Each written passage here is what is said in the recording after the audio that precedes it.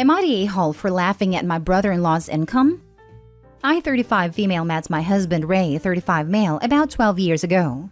He was a junior engineer at the time, but he was perceptive, considerate, funny, and just overall my ideal guy.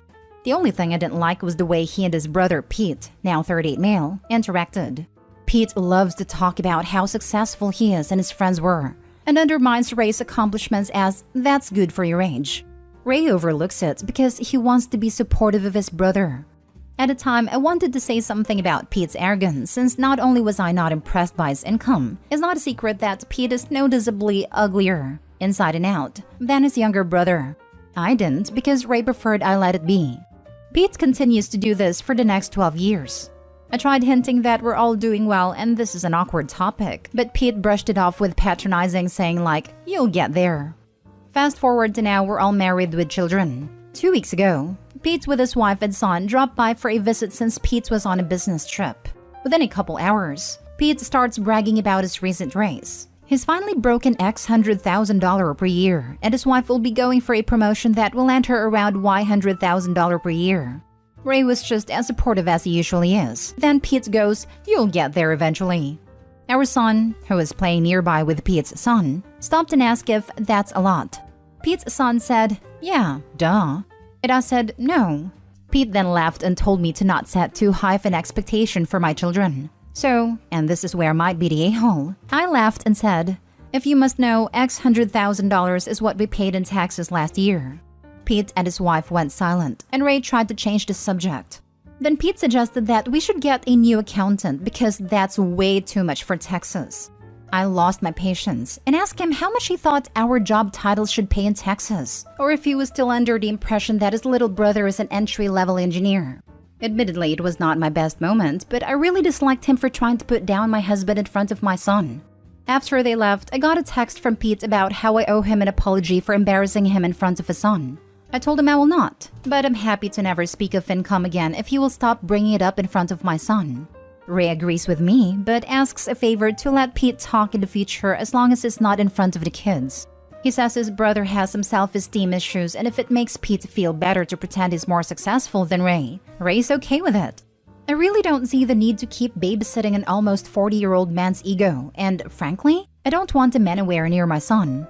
But as I don't have a sibling with a self-esteem issue, I don't know if I'm overreacting. Am I the a-hole? Now for the top comments. You are super patient. 12 years. I wouldn't have lasted one. To be honest, it was tempting to go off on him earlier, especially after his toast at our wedding that made my dad almost throw him out. But the only reason I didn't was because my husband made it funny later and we ended up laughing it off. Wait, Pete did this patronizing stunt at your wedding? You might need to tell your husband point blank that his relationship with his brother is incredibly unhealthy, and it's toxic that they are teaching their sons to continue this dynamic as cousins. It started as an okay toast but got condescending and ended with a "not bad for a bachelor's degree, right? Brother-in-law has a PhD." My dad got angry because 1, rude, and 2, he doesn't like PhDs. But people chilled after my husband made some jokes about his brother being convoluted/hard to understand, and ended with "not bad for a PhD, right?" That said, my son will be spending less time with brother-in-law's son until habits improves. It sounds like your husband may have normalized his role of being his brother's punching bag, and then smoothing it over in front of company so no one holds brother-in-law accountable. Obviously, I don't know these people, and so you'd be able to tell if this is accurate or off base.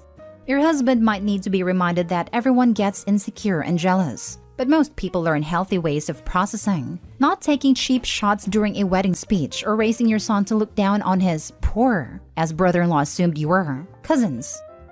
Not the a-hole at all. It sounds like brother-in-law is getting worse over time, and that's probably because no one shut down his behavior before. Better late than never. You shut that nonsense down. Don't apologize. And if he doesn't see the problems with his behavior, tell him not to worry. He'll get there eventually. I'm definitely borrowing your line if this doesn't come down. Next story. Am I the a-hole for leaving for uni without telling my parents? Anyway, I'm female 19 and literally just moved out of my family home. By just, I mean today, in the morning. I thought my decision was right, but one of my new flatmates thinks I'm in the wrong, so I need some impartial opinion. I'm the oldest of 6 siblings. I have 5 younger brothers, and I lived with them and my parents. My parents had me very young. They were both 16 at a time. And from the very young age, I was expected to babysit them, take care of them, and help with a lot of chores. My brothers never had to do any chores whatsoever. When I went to secondary school, I started questioning things. And when I started 6th form, my parents suggested I quit because I won't be going to university anyway since I have to help with my brothers, as my mother won't be able to do so alone. I did my A-levels anyway. I tried talking to my parents about university plans, but they kept telling me to drop it because I'm staying.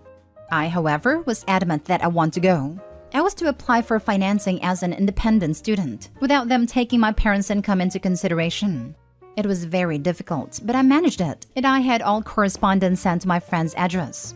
Anyway, with all finance sorted, academic year is about to start, and my uni had moving-in day today until the end of the week. In the morning, when my parents went out and my siblings went to school, I packed everything I needed, like clothes and basic necessities, left a letter I prepared, and left without them knowing, getting a train to my university town. I had to do it that way because they wouldn't let me go. I've had countless of phone calls from them since the morning. I've picked up once, and they shouted at me, demanding I come back or tell them where exactly I am. I didn't give them my address. I didn't pick up other phone calls, and I thought I was right about this. But when I told my flatmates, one of them called me an a-hole and that my parents are probably worried sick, and I should give them my address at the very least. Now I don't know. Am I the a-hole for leaving so suddenly? You're never the a-hole for escaping abuse. Your flatmate is young and maybe hasn't experienced the type of background you just came from. I wouldn't take their comments to heart. If you had told them in advance, they absolutely would have stopped you and messed up your education. If you give them your address, you can bet everything you have that they'll show up at your door to drag you back. I hope you thrive and have a wonderful time at uni. I'm not sure if anyone has told you this yet, but I'm proud of you. What you did wasn't easy and took a lot of strength and courage. You're absolutely not the a-hole. Not the a-hole, but I would stop telling your flatmates anything if that's how they respond. You can let them know that any way a person escapes a harmful situation is okay, and that your parents know you left and that you're safe, and that's all that matters. With that said, if possible, I'd get another phone, change your number, and get rid of your old phone. They can track it, especially if it's on their phone plan, in some situations, and I doubt they will easily let go of their free babysitter and free labor. They will harass you forever. Cut them off completely. And be careful who you tell about your home situation moving forward.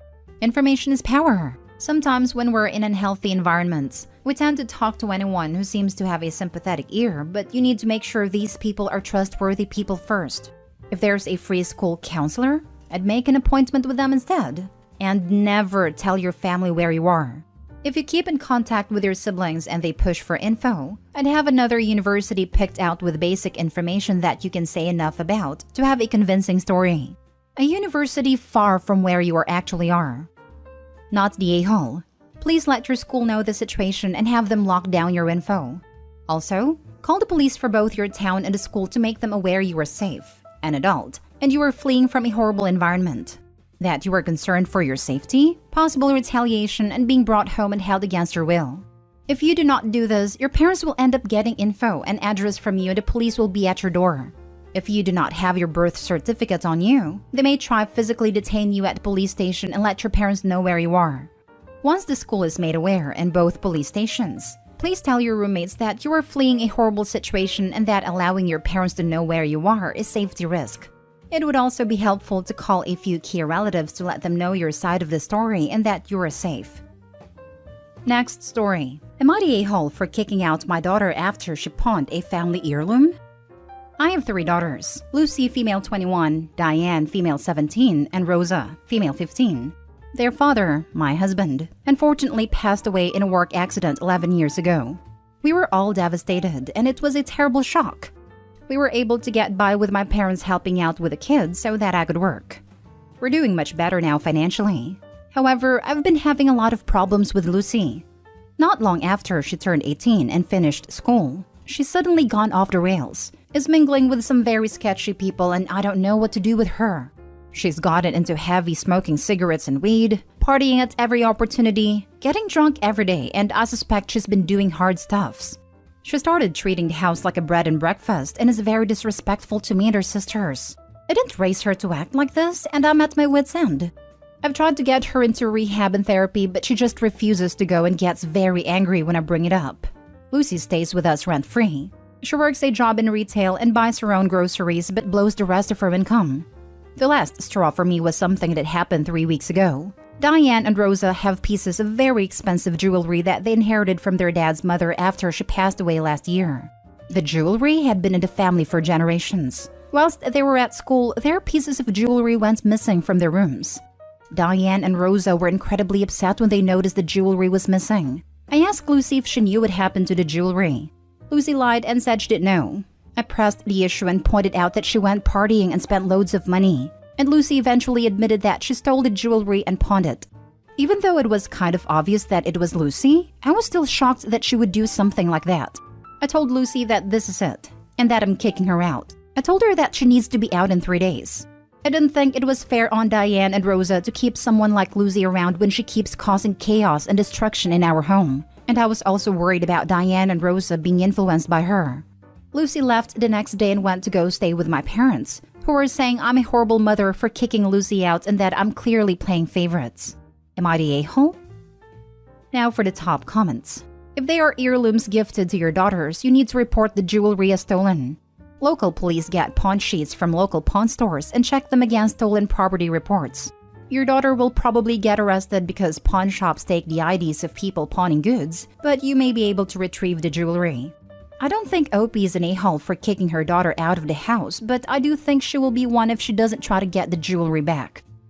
Not the a-hole. I wholly agree with this. Do not lose those family heirlooms that belong to your other daughters because of Lucy's dishonest behavior.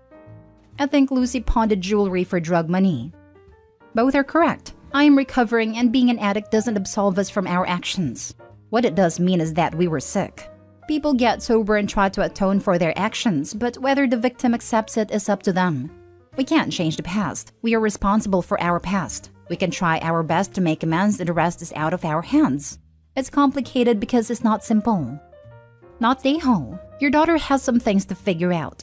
Maybe she will, maybe she won't, but ultimately you still have 2 other non-destructive children to prioritize and care for. She's 21, and while you'll always be her mom, she's an adult and responsible for who she wants to be, where she wants to go, and what she wants to do. Meanwhile, you have actual minors to worry about. Hopping onto this comment to point out that Opie needs to check the credit reports of the younger children and herself. You need to make sure no credit card/identity theft has taken place. Now for the last story. Am I the a-hole for refusing to pay for my half of the rent? I, 19 female, have been living with a close friend, 19 female, since last December. We co-signed a lease so both our names are on paper for the place we're renting out, and we pay 50-50 for the rent.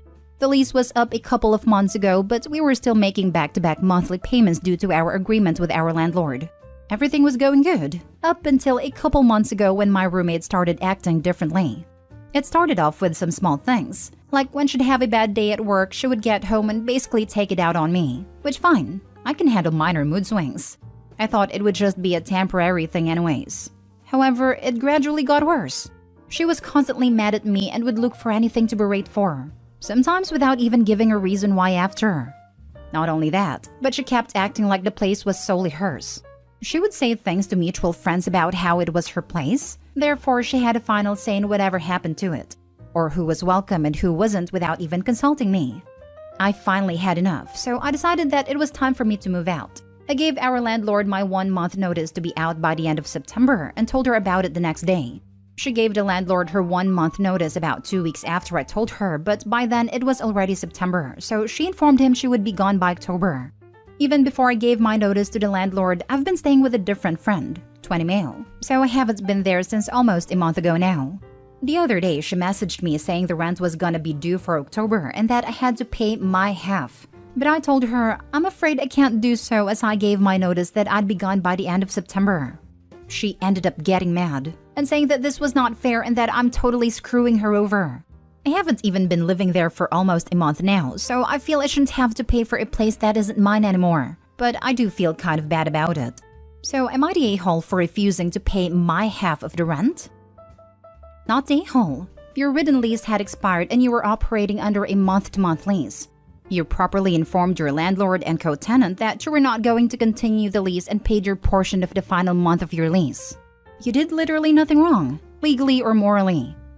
Not today, Hall. You gave your 1 month notice on time and will be out in 1 month. She wanted the place to be solely hers, and that's what she got. Lol. Good luck, OP. Just from OP's other posts, the issues coincided with OP's boyfriend who was living there at a time picking up hard substances after running from his own addict parents. OP never posted a conclusion on if they kicked him out and how that all went down. I can definitely see why the roommates might have taken a stand on who's allowed through the door after that. We both mutually agreed to kick him out, and I ran everything by her before we let him move in. In no way did I ever treat it like it was both our place. I viewed us as equals, so I never did anything without consulting her first. Whereas she let her addict brother stay with us for months on end without even running it by me. Oof, yeah, I feel you were not the a-hole in regards to leaving or the lease. Just wasn't sure if the prior post had caused a change in her behavior. Completely understandable.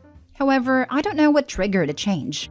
I wish I did, and I wish it was something we could have sorted out. But it doesn't seem that way as I've tried talking to her about it, and she said I was just lashing out and being dramatic.